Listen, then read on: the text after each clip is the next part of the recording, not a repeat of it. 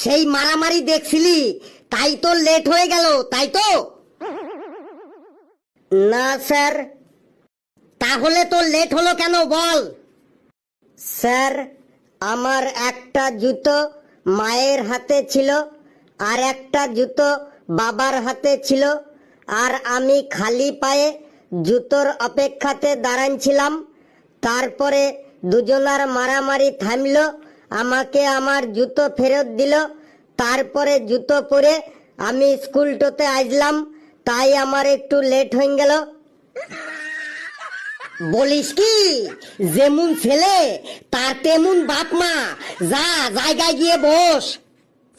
Sir, আমার বাপ মা মন্দর মধ্যেও ভালো বটে। তোকে আর সাফাই গাইতে হবে না, যা তুই জায়গায় গিয়ে বস। এই তোদের